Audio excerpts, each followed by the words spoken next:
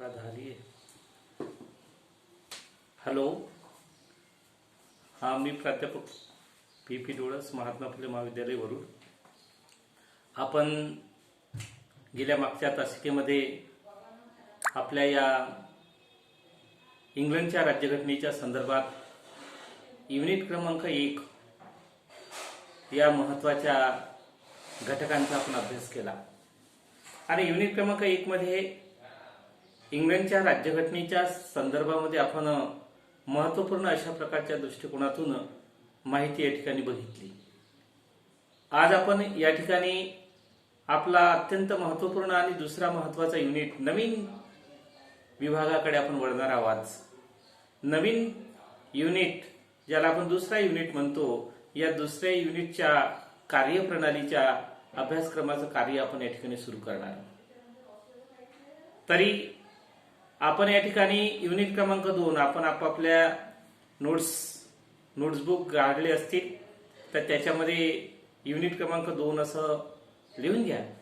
आणि या युनिटमध्ये आपण या ठिकाणी काय पाहणार आहोत त्याचा आपण सर्वसाधारणपणे पहिल्यांदा आपण त्याचा या ठिकाणी विचार करू. आपण इंग्लंडच्या या दुसऱ्या युनिटमध्ये ज्या महत्त्वपूर्ण अशा बाबी आपल्याला या ठिकाणी पाहायच्या आहे, त्या महत्त्वपूर्ण बाबी कोणकोणत्या आहेत, त्या महत्त्वपूर्ण बाबींचं आपण थोडक्यामध्ये या ठिकाणी त्याची टायटल्स कोणकोणती आहेत त्या टायटलचा आपण या ठिकाणी अभ्यास करणार आहोत. म्हणजे त्याची सुरुवातीला आपण माहिती बघू. तर पहा, या ठिकाणी इंग्लंडमध्ये आपण दुसऱ्या युनिटमध्ये पार्लमेंट पाहणार. पार्लमेंट म्हणजे संसद. आता इंग्लंड असल्यामुळे इंग्रजी शब्दांचा शब्दप्रयोग मोठ्या प्रमाणामध्ये या ठिकाणी केला जातो. पार्लमेंट म्हणजे दुसरं तिसरं काही नसून पार्लमेंट म्हणजे संसद आहे. भारतामध्ये सुद्धा भारतीय संसदेला पार्लमेंट या नावानं ओळखलं जाते आणि त्यालाच विधिमंडळ सुद्धा म्हटलं जाते. आता पार्लमेंट, इंग्लंडच्या पार्लमेंटची 2 सभागृह आहेत. आणि इंग्लंडच्या पार्लमेंटची 2 सभागृह जी आहेत त्या 2 सभागृहापैकी पहिलं सभागृह आणि दुसरं सभागृह जे आहे त्या दोन्ही सभागृहाची या ठिकाणी माहिती आपण या ठिकाणी बघणार आहोत. ज्यामध्ये हाऊस ऑफ लॉर्ड या सभागृहाची रचना, अधिकार आणि कायदे कोणकोणत्या प्रकारचे आहेत या महत्वाच्या घटकांचा आपण अभ्यास करणार आहोत.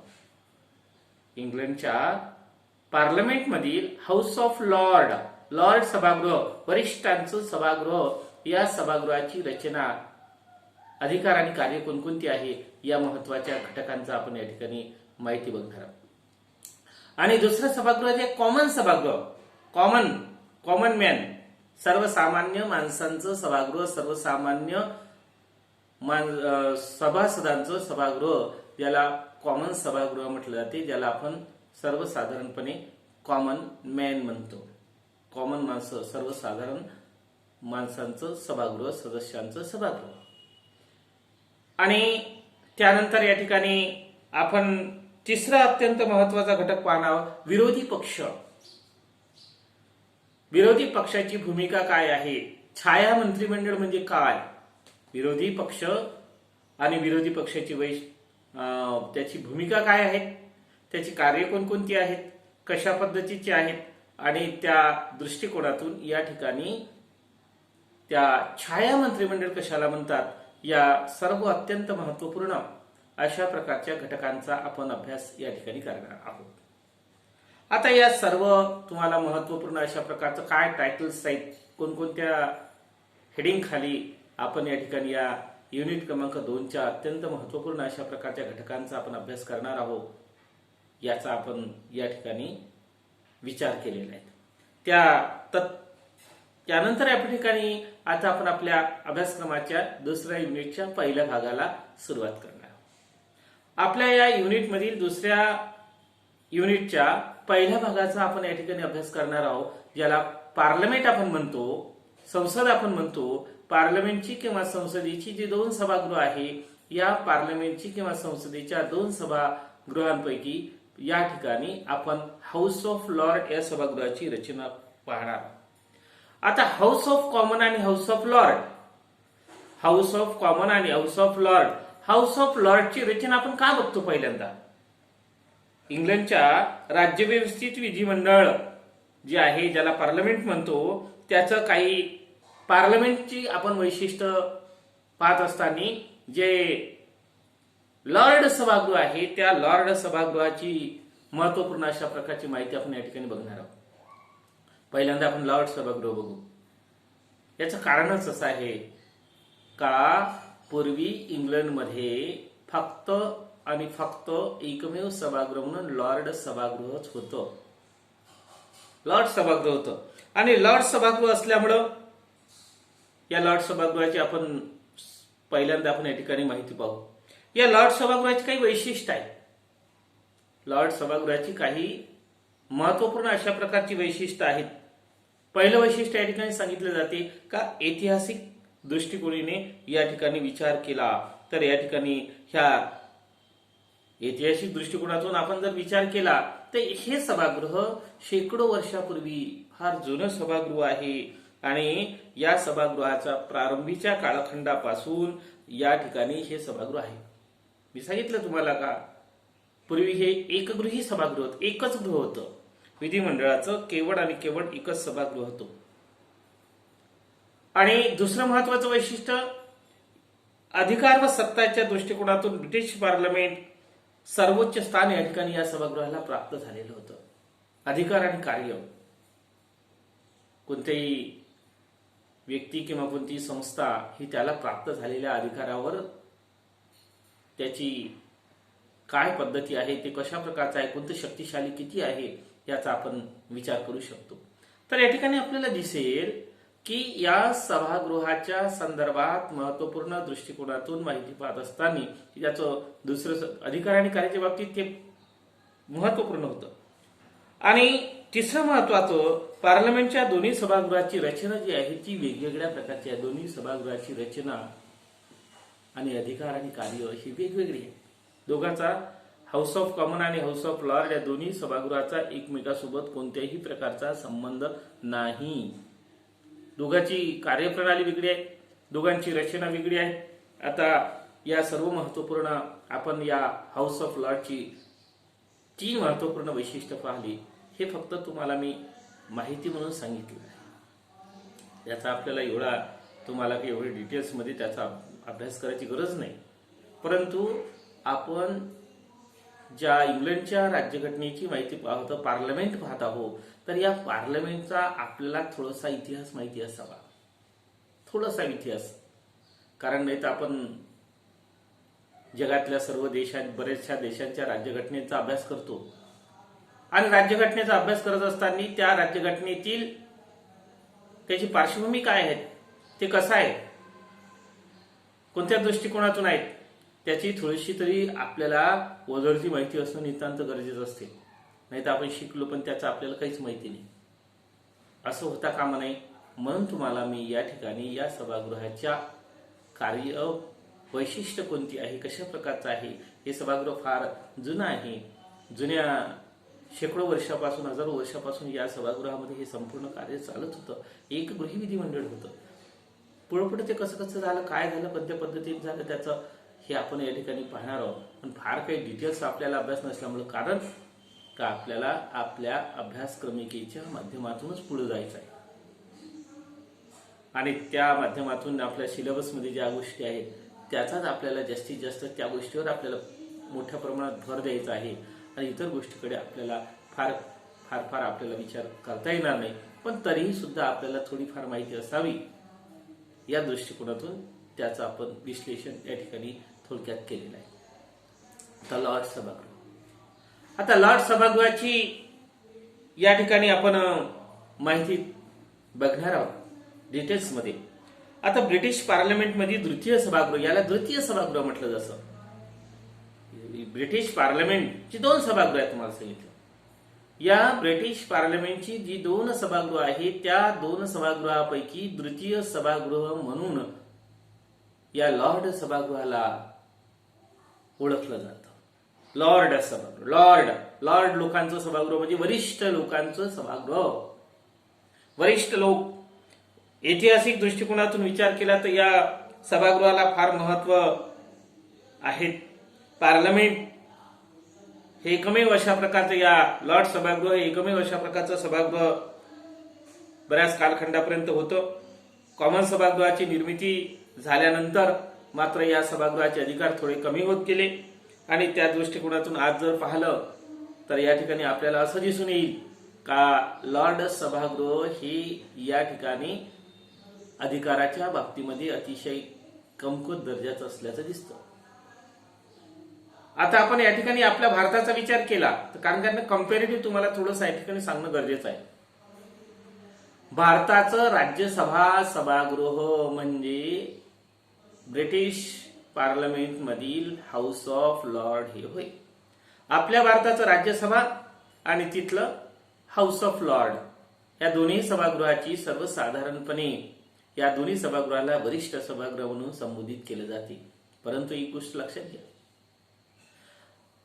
भारताच्या राज्यसभा या सभागृहाची रचना, अधिकार आणि कार्य वेगळी आहेत आणि इंग्लंडच्या लॉर्ड सभागृहाची रचना ही वेगवेगळी आहे. दोन्ही सभागृहामध्ये कुठल्याही प्रकारचा या ठिकाणी साम्य आपल्याला दिसत नाही. रचना वेगळी आहे. तिथली रचना इथल्या रचनेमध्ये अतिशय भिन्न भिन्न प्रकारच्या स्वरूपाची आहे, एकदमच विरोधी. त्याचा आपला याचा फक्त वरिष्ठ सभागृह म्हणून या ठिकाणी भारताची राज्यसभा, या ठिकाणी हाऊस ऑफ लॉर्ड. आता या सभागृहाच्या सर्वसाधारणपणे अलीकडच्या काळात या सभागृहाला आपण बघितलं, लॉर्ड सभागृह पूर्वी अतिशय शक्तिशाली सभागृह होतं, एकच सभागृह होतं. काळाच्या ओघात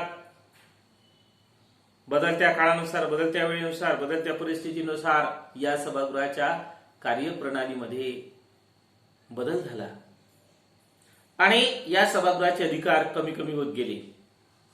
आज जर या सभागृहाचं महत्व बघितलं तर एक विधेयकांना विलंब लावण्याच्या व्यतिरिक्त कोणत्याही प्रकारचं या सभागृहाकडे अधिकार अस्तित्वात असल्याचे आपल्याला दिसत नाही. विधेयकाला विलंब लावणे, विधेयक विधिमंडळात मांडल्यानंतर दोन्ही सभागृहाची मंजुरी घेणं गरजेचं असते. परंतु कॉमन सभागृहातून आलेलं विधेयक लॉर्ड सभागृहामध्ये आलं तर लॉर्ड सभागृह त्या विधेयकाला विलंबच लावू शकते, त्याच्यात काहीही करू शकत नाही. अशा प्रकारची ही संपूर्ण कार्यप्रणाली, त्यामध्ये अनेक प्रकारचे बदल झाले, त्या बदलत्या परिस्थितीनुसार, बदलत्या कार्यानुसार या ठिकाणी अशा प्रकारची कार्यपद्धती झालं असल्याचं दिसतं. म्हणजेच या सभागृहाची संपूर्ण कार्यपद्धती कशा प्रकारचं आहे, सर्व वरिष्ठ लोकांचं सभागृह आहेत. या सभागृहाच्या रचनेचे आधारभूत तत्व जर आपण बघितलं, लोकशाही आहे. लॉर्ड सभागृहाची रचना ही लोकशाही तत्वाशी विसंगत आहे. लोकशाही तत्व जे आहे त्या लोकशाही तत्वाची पूर्णपणे विसंगत असल्याचं आपल्याला दिसतं. पूर्णपणे विसंगत, सुसंगत अजिबात नाही. आणि सुसंगत ही कोणत्याही प्रकारचं नसल्यामुळे विसंगत या सभागृहाचं आहे. आणि ज्याला सरंजामशाही म्हणतो आपण, कुलीन तंत्र म्हणतो आपण, या कुलीन तंत्र सरंजामशाहीच्या दृष्टिकोनातून या सभागृहाचे आहे. या सभागृहामध्ये ही संपूर्ण कार्यप्रणाली आहे आणि या सभागृहाची संपूर्ण कार्यपद्धती कशा प्रकारची आहे, या सभागृहाची रचना आपण या ठिकाणी बघतो आहे. तर या सभागृहाची रचना पाहत असताना ती रचना कशा प्रकारची आहे, कोणत्या पद्धतीची आहे, त्याचा आपण या ठिकाणी पाहू. आता सर्वसाधारणपणे जेव्हा आपण रचना बघतो, रचनेतला सर्वात महत्वाचा आणि पहिला घटक जो आपल्याला दिसून येते तो म्हणजे या ठिकाणी काय आहे, सभासद संख्या. सभासद संख्या मागच्या वर्षी सुद्धा आपण पाहिलं. रचना भारताच्या संसदेची रचना पाहत असताना, पहिल्या लोकसभा आणि राज्यसभेची माहिती पाहत असताना पहिला सर्वात महत्वाचा पॉइंट होता सभासद संख्या. आजही या ठिकाणी आपण जो पाहणारा पहिला पॉइंट म्हणजे तो म्हणजे सभासद संख्या. सभासद संख्या या ठिकाणी जर विचार केला तर या सभागृहाची सदस्य संख्या ही सर्वसाधारणपणे 1000च्या वर आहे. आजची परिस्थिती जर बघितली तर या सभागृहाची सदस्य संख्या ही हजाराच्या पेक्षा जास्त सदस्य संख्या असल्याचं आपल्याला दिसतं. म्हणजेच जगातल्या कोणत्याही देशाच्या सभागृहात जेवढी सदस्य संख्या नाही तेवढी या सभागृहाच्या सदस्य संख्या आहे, हे लक्षात घेणं गरजेचं आहे. जगातल्या द्वितीय सभागृहात एवढ्या मोठ्या प्रमाणात कोणत्याही देशात सभागृहाची सदस्य संख्या असल्याचं आपल्याला दिसत नाही. पण इंग्लंडमध्ये या सभागृहाची सदस्य संख्या सर्वात जास्त आहे. जगात सर्वाधिक जास्त संख्या अस्तित्वात असणारं सभागृह म्हणजे या ठिकाणी इंग्लंडचं हाऊस ऑफ लॉर्ड. आता या लॉर्ड सभागृहामध्ये सदस्य संख्या वाढण्याची कारणं सुद्धा वेगवेगळी आहेत. आणि या सभागृहामध्ये सदस्य संख्या वाढण्याची कारणं काय आहे, कोणत्या पद्धतीची आहे, ती आपण पुढे बघणारच आहोत. या सभागृहामध्ये निरनिराळ्या विभागातून कोणकोणत्या प्रकारची सदस्य असतात त्याचाही विचार करणं गरजेचं आहे. या सभागृहामध्ये एकाच पद्धतीचे एकाच दृष्टिकोनातून असणारे सभासद नसतात, तर जवळजवळ या ठिकाणी 5 ते 6 प्रकारचे सभासद अस्तित्वात असल्याचं आपल्याला दिसतं. 5 ते 6 प्रकारचे सभासद. 5 ते 6 प्रकारचे सभासद. या सभासदांच्या प्रणाली म्हणजे पहिलं कोणता प्रकार आहे, राजवंशातील सभासद. राजवंश, राजाचे जे वंशज आहेत त्या राजवंशातील सभासद या सभागृहाचे सदस्य असतात. या प्रकारच्या सदस्यांची संख्या ही 4 ते 5च्या दरम्यान आहे. म्हणजेच या ठिकाणी 3 ते 4, 4 ते 5, 5च्या दरम्यान या ठिकाणी या सभागृहाची सदस्य संख्या असल्याचं आपल्याला दिसते. परंतु या प्रकारच्या हे सभासद जे आहे ते फार या सभागृहाच्या कामकाजामध्ये सहभागी होत असल्याचं दिसत नाही. सभागृहाच्या कामकाजात ते येत नाही. दुसरं महत्वपूर्ण अशा राजवंशातील सभासद. राजवंश आणि त्यानंतर दुसरा प्रकार आहे वंश परंपरागत पद्धतीनं येणारे सभासद, ज्याला पियर्स म्हटलं जातं. पियर्स. आता पियर्स काय आहे? पियर्स हा किताब आहे. राजाने एखाद्या व्यक्तीला जी पदवी बहाल केलेली असते ती पदवी त्याला पियर्स म्हणून बहाल करण्यात आलेली असते. त्या व्यक्तीच्या सभासद त्याला ही पदवी दिल्यानंतर त्या व्यक्तीच्या मृत्यू होईपर्यंत या ठिकाणी त्या व्यक्तीला ते सभासद मिळतं. आणि त्या व्यक्तीचा मृत्यू झाला, वंश परंपरा, आपण काय म्हटलं या ठिकाणी, वंश परंपरागत पद्धतीने येणारी सभासद. एखाद्या व्यक्तीला या ठिकाणी या सभागृहाचा सभासद केलं का कायमचा झाला तो, म्हणून सदस्य संख्या वाढत गेली पुढे अशी. तो मृत्यू पावला म्हणजे सभासद संपुष्टात आलं असं अजिबात नाही. तो असा आहे का त्या ठिकाणी त्याच्या मृत्यूनंतर त्याच्या ज्येष्ठ मुलास किंवा त्याच्या ज्येष्ठ मुलीस सभासदत्व प्राप्त होते. ज्येष्ठ मुलगा आणि मुलगा नसून ज्येष्ठ तर मुलगी असेल तर त्या मुलीला आपोआप सदस्यत्व प्राप्त होते. याच्यात कोणत्याही प्रकारचं काहीही करावं लागत नाही. फक्त अट एवढीच आहे का ज्येष्ठ पुत्र किंवा पुत्री, मुलगा किंवा मुलगी, त्याच्या मृत्यूनंतर त्याच्या ज्येष्ठ मुलास किंवा मुलीस ते सदस्यत्व प्राप्त होत असल्याचं या ठिकाणी जाणवलं जाते. आणि पियर्सची पदवी कोणाला द्यावी, कोणाला देऊ नये, किती द्याव्यात, एका वर्षात किती द्याव्यात, हे काही राजावर बंधन नाही. राजावर काही बंधन नाही. आणि राजावर बंधन नसल्यामुळं काय होते, या सभागृहाच्या सदस्य संख्येत वाढ मोठ्या प्रमाणात होत असल्याचं आपल्याला दिसून येते. बंधन नाही आहे राजावर का त्यांनी एका वर्षामध्ये 10 व्यक्तीला द्यावी, 5 व्यक्तीला द्यावी, 2 व्यक्तीला द्यावी किंवा कोणाला द्यावी, ते राजाच्या मर्जीवर अवलंबून आहे. राजा त्या दृष्टिकोनातून तशा प्रकारची कार्य करण्यात जाते. आणि यामुळे काय होते का मजूर पक्ष आणि हुजूर पक्ष, जे इंग्लंडमध्ये 2 राजकीय पक्ष आहेत, या इंग्लंडमध्ये अस्तित्वात असणाऱ्या दोन्ही राजकीय पक्षातील हुजूर पक्ष आणि मजूर पक्ष या दोन्ही पक्षातील सदस्यांना हा किताब बहाल केला. पियर्स हा किताब बहाल केल्यानंतर त्या ठिकाणी त्या व्यक्तींची निवड या लॉर्ड सभागृहाच्या सदस्यत्वपदी होती आणि ही संख्या वाढतच जात असते. म्हणून या सभागृहाची सदस्य संख्या कमी होण्याऐवजी वाढतच असते, कमी होणार नाही. म्हणून आपण जे तुम्हाला अगोदर जे म्हटलं मी, का सभासद संख्या ही जगातल्या कोणत्याही द्वितीय सभागृहाची नाही, तेवढी मोठ्या प्रमाणात या सभागृहाची सदस्य संख्या आहे. तिसरा महत्वाचा घटक म्हणजे तिसऱ्या कोणत्या प्रकारचे प्रतिनिधी पुन्हा या सभागृहामध्ये येतात, ज्यामध्ये स्कॉटलँडचे प्रातिनिधिक पियर्स. स्कॉटलँड या ठिकाणी इंग्लंडमध्ये अस्तित्वात असणारे हे एक राज्य स्कॉटलँड, जसे आपल्या भारतामध्ये घटक राज्य आहेत त्याप्रमाणे स्कॉटलँडचे पियर्स. आता स्कॉटलँड या ठिकाणचे पियर्स या ठिकाणी जवळजवळ 16 लॉर्ड स्कॉटलँडचे प्रतिनिधी या ठिकाणी या सभागृहाचे सदस्यत्व करतात. त्यानंतर चौथा महत्वाचा घटक आहे, चौथ्या पियर्स जे आहे ते म्हणजे आयर्लंड. स्कॉटलँड झालं तर आयर्लंड, इंग्लंडमधील आयर्लंड जो भाग आहे त्या आयर्लंडचे प्रतिनिधी सुद्धा या ठिकाणी, आयर्लंडचे पियर्स सुद्धा या ठिकाणी या सभागृहाचे सदस्यत्व करतात.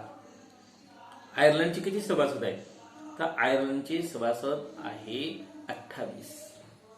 स्कॉटलँडचे या ठिकाणी 16 प्रतिनिधी, आयर्लंडचे 28 प्रतिनिधी हे या सभागृहाचे सभासद आहे. या चौथा घटक या ठिकाणी झाला.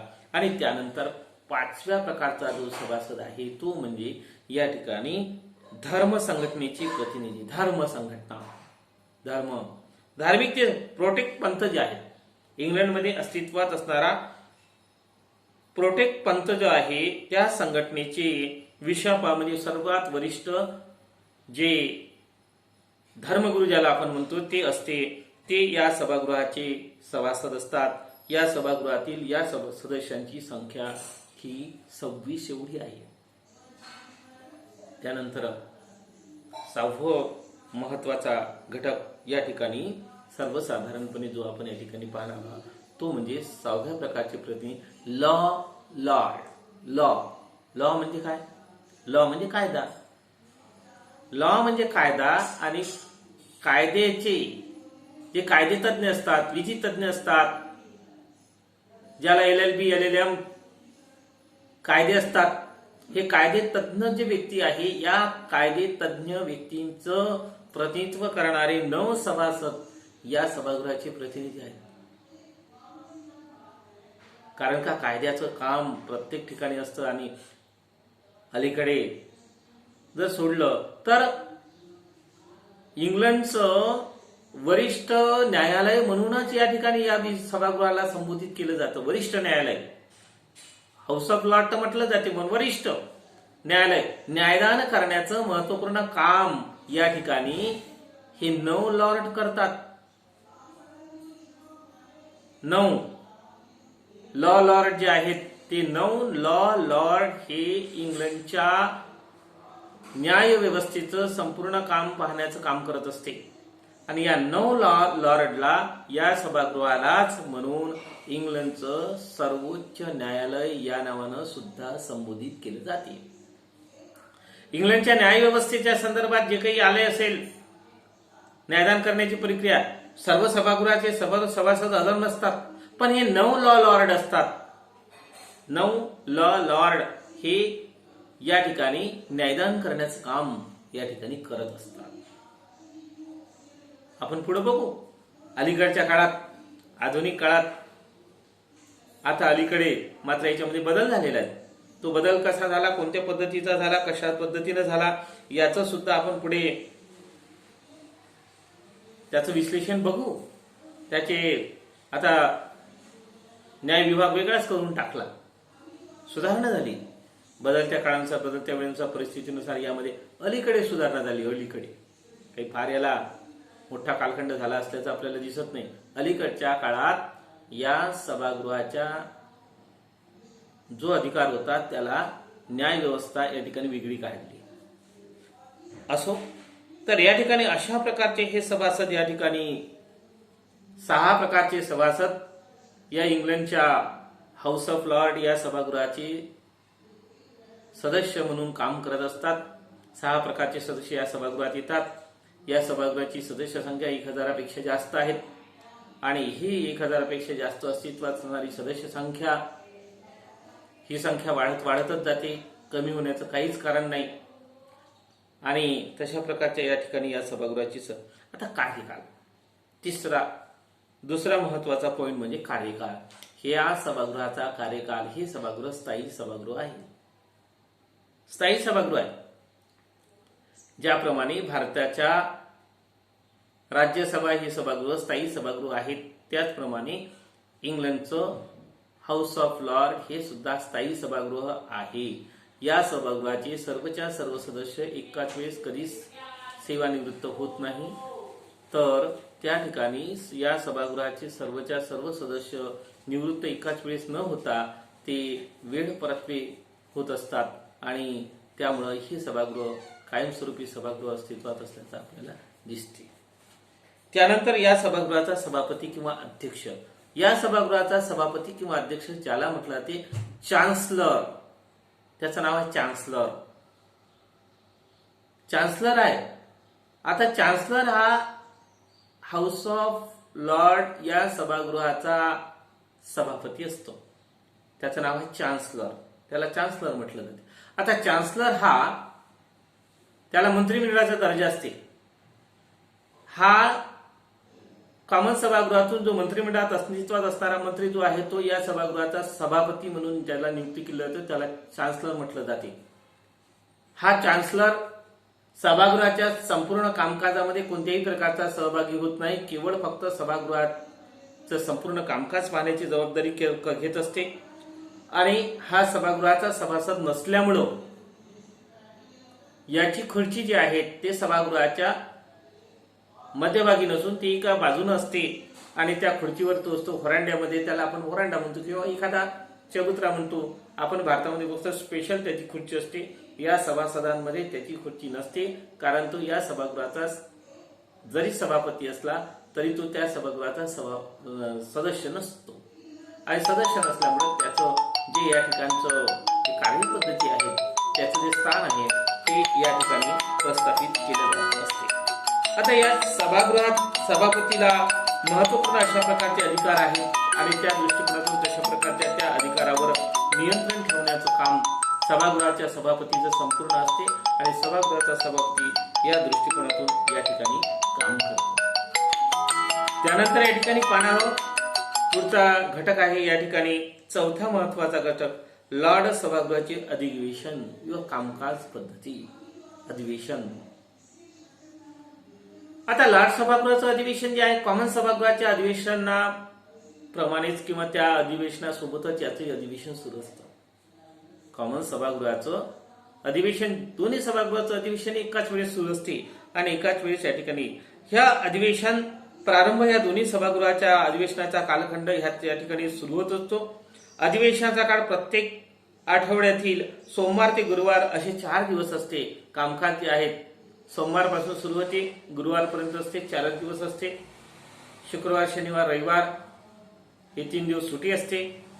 सोमवारी अधिवेशन सुरू होते, शुक्रवारी त्या ठिकाणी आठवड्यातून 4 दिवस फक्त या सभागृहाचं कामकाज चालते. या सभागृहामध्ये सर्वसाधारण 3 सदस्य उपस्थित राहावे अशी पूर्वी अट होती. 3 सदस्य, त्याला कोरम म्हटलं जाते. कोरम, किती कोरम असला पाहिजे? सभागृहाचं कामकाज सुरू होण्यासाठी कमीत कमी किती सदस्यांची उपस्थिती आवश्यक असते का ज्या कामकाज सुरू लागते? 3 सदस्य, फक्त 3. पण याच्यात आता अलीकडे सुधारणा झाली आहे, हेही लक्षात घेणं तेवढं गरजेचं आहे. आता 3 सदस्य नसून कमीत कमी 30 सदस्य या सभागृहामध्ये उपस्थित, अधिवेशन सुरू होण्यासाठी कमीत कमी 30 सदस्य उपस्थित राहणे हे गरजेचं असते, आवश्यक असते. 30 सदस्य, हे 30 सदस्य त्या ठिकाणी असेल, सभागृहामध्ये उपस्थित असेल तर या सभागृहाचं संपूर्ण कामकाज सुरू होत असल्याचं आपल्याला दिसतं. तर अशा प्रकारे या ठिकाणी या सभागृहाचं या कामकाजापर्यंतचा संपूर्ण महत्वपूर्ण भाग या ठिकाणी ह्या रचनेमध्ये आला. आणि पुढचा जो भाग आहे का या सभागृहाचे अधिकार आणि कार्य. या सभागृहाला अधिकार कोणते आहेत आणि कार्य कोणते आहेत. अगदी सुरुवातीला या सभागृहाची कार्यप्रणाली सुरू सांगत असताना, त्याची माहिती सांगत असताना तुम्हाला सांगितलं का हे सभागृह अलीकडच्या काळात केवळ फक्त विधेयकांना रोखून ठेवण्याचं काम करते, बाकी या सभागृहाचं कामकाज नाही. याचा अर्थ पूर्वीच्या काळामध्ये हे सभागृह अधिकार आणि कार्यांच्या बाबतीत व्यापक महत्वपूर्ण अशा प्रकारचे अधिकार त्यांना होते. काळाच्या ओघात हे अधिकार याचे कमी झाले, हा भाग वेगळा आहे. परंतु पूर्वी मात्र एकच सभागृह अस्तित्वात असल्यामुळं या सभागृहाला व्यापक स्वरूपाचे अधिकार प्राप्त झाले होते. अलीकडच्या काळात मात्र या सभागृहाचे अधिकार या ठिकाणी कमी स्वरूपात अस्तित्वात असल्याने आता तरी सुद्धा या सभागृहाच्या मान्यता प्रत्येक गोष्टीला आवश्यक आहेच. आता पहिला अधिकार आपण पाहतो, विधिविषयक अधिकार. विधी म्हणजे कायदा. कायद्याची निर्मिती करण्याचं महत्वपूर्ण काम विधिमंडळाचं असते. विधिमंडळाचं सर्वात महत्वाचं कार्य कोणतं आहे? कायद्याची निर्मिती करणे. कायद्याची निर्मिती करण्याचं महत्वपूर्ण काम या विधिमंडळाचं असल्यामुळं विधिमंडळ जे आहेत या विधिमंडळामध्ये हे पार्लमेंटची 2 सभागृह आहे. एका सभागृहाकडून होत नाही, दोन्ही सभागृहाला करावं लागते. कॉमन सभागृहाकडून विधेयक मंजूर झाल्यानंतर ते सभागृह या ठिकाणी या सभागृहाकडे म्हणजे लॉर्ड सभागृहाकडे मंजुरीकरिता पाठवते. आणि दोन्ही सभागृहाची मंजुरी असल्याशिवाय कोणत्याही विधेयकाचे कायद्यात रूपांतर होत नाही. म्हणजेच विधेयकाला मंजुरी होण्यासाठी हाऊस ऑफ कॉमन आणि हाऊस ऑफ लॉर्ड या दोन्ही सभागृहाची मंजुरी असणे हे नितांत गरजेचं असते.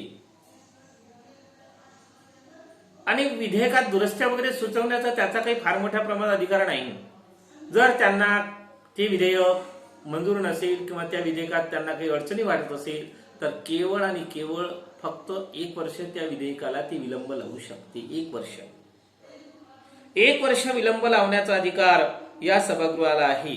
परंतु क्रमपात्र या विधेयकाला 2 वेळेस जर समजा यांनी विलंब लावला तर या ठिकाणी आणि नंतर मात्र 2 वेळापेक्षा जास्त वेळा ती विलंब लावू शकत नाही. त्यानंतर ते विधेयक त्यांना मंजूर आहे असं समजून ते